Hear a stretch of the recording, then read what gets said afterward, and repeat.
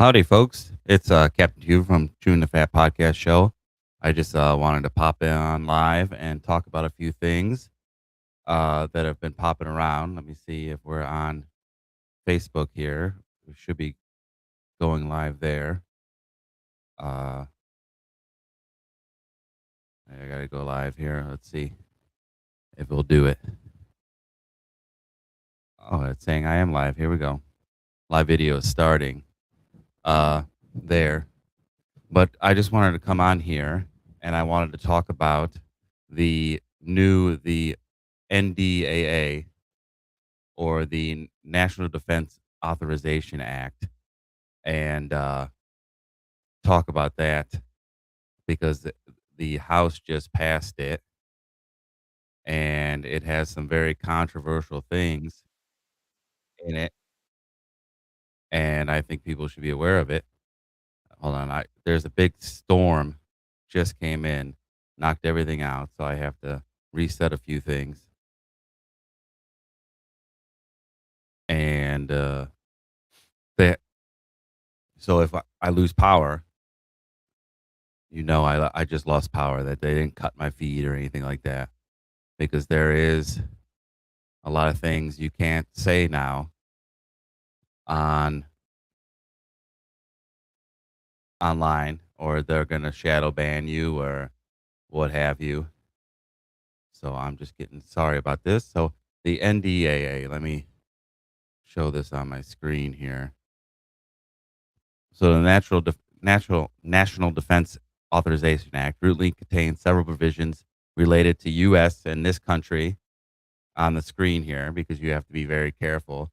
I've put it right there. This country's security operations, however, the most significant and heavily debated section in recent policy cycles centers on defense technology industrial integration. So here it is, the Section 219, formerly 224 of the House version, and 1217 in the Senate, stem from the bipartisan U.S. This Country Futures Act, our greatest ally. The function directs the Department of Defense to establish an executive agent to synchronize, accelerate, and coordinate bilateral cooperation between the U.S. and our greatest ally here.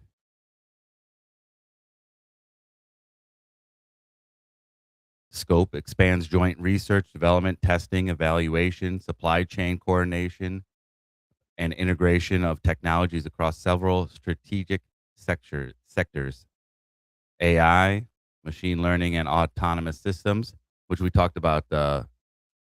What is it? Anduril is making autonomous military equipment. Air and missile defenses: Iron Dome, David Sling, Arrow 3, counter unarmed aerial systems. Authorization of joint funding and programs. The NDAA routinely having a problem routinely authorized hundreds of millions of dollars in joint military programs. Funding allocations typically cover missile defense, counter drone, stockpile authority. And here's the legislative debate surrounding proponents. APAC House Armed Services leadership emphasized that formalizing this partnership streamlines research and development, fills critical technology gaps for U.S. force faster, and cuts costs by leveraging shared innovation without handing over command structure or replacing standard procurement oversight. The critics of this, which there's a lot of critics of this, I'm a critic of this, because as far as I know, we don't have any kind of arrangement like this with any other ally or nation. Like, our military is sovereign to the United States. So, and it should be. Critics, lawmakers Ro Khanna, Thomas Massey, Bernie Sanders, which is interesting, very interesting. He's against it, expressed concern embedding joint defense technology and industrial supply chains so closely it goes beyond traditional military assistance, arguing it could blur sovereignty, complicate congressional oversight over arms transfer, and shield funding from standard review. which that's one of those things that now they've cut the funding to the country. You pronounce it. That's how you pronounce it. They cut the funding, but then they're doing this. So it's some are saying that it's like a blank check. It's a way to just keep giving exuberant amounts of money without any kind of accountability now because we're technically jointed together. So that, and I got this little clip from Fox News of Netanyahu, how he feels about it. Drawing down of foreign aid from the United States to Israel be compensated by the proposal to have a merging of some sort between our Pentagon and yeah, I'm calling it from aid to partnership. So we take away the money that is given to Israel, which is a lot. One part, but the other part is we co-invest in equal measures in the new technologies that are needed to give our military and your military the advantage. So there are some unbelievable projects. So we invest jointly and take the fruits equally. You move from aid to partnership, and I think that represents what Israel is. And remember, the other thing is that we share with America unbelievable intelligence to save American lives. General Keegan has said that when he was working in American intelligence, what Israel was giving the United States was worth, he said, 5 CIAs. Now, I'm not trying to be mathematically exact, but Israel's country. Yeah, we've given them tons of money, tons of it. And it's just, it boggles my mind, but that is scary. But what I think a lot of people aren't talking about that, and the little document of NDAA talks about is the Futures Act, which I have a little breakdown of that here. So the Futures Act of 2000 primarily refers to major federal defense legislation introduced this year, the United States and this country framework for upgraded technologies, unified research, and enhanced security. House Resolution 7540, Senate 3855. Note, a separate non-defense bill introduced around the same time, the fostering the use of technology to uphold regulatory effectiveness and Supervision Act focuses on modernizing. We don't worry about that.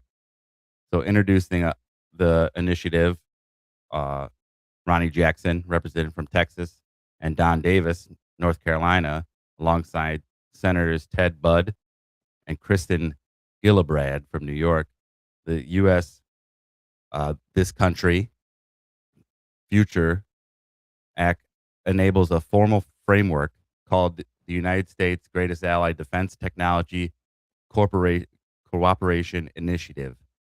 The primary goal is to accelerate the joint development, testing, and military deployment of next-gen security tech, allowing proven greatest ally innovations and joint R&D projects to be integrated directly into U.S. military programs for the record. And then you got air defense, unmanned, same thing that it said in the NDAA. So if I got this right, the NDAA is the funding. Now this side is the lawmaking, that it's going to be made an actual bill and a law that this is what we're doing. Budget authorization, $150 million annually for the fiscal year 2027 through 2029. So we're going to give him $150 million a year. Congressional reporting requires an initial progress briefing within 180 days of enactment, followed by annual reports to congressional defense committees detailing technology transfers, industrial partnerships, and operational integrations. Supporters, including bipartisan co-sponsorship and security groups, and I believe on a previous show I have mentioned that APAC, it's something like 80-90% of the Congress has received APAC funding in their career. The U.S. Defense Actuary part. critics in debate, opponents, and foreign policy analysts argue that the legislation. I could show this on my screen while I read it. That legislation deepens into institutional integration between the U.S. and the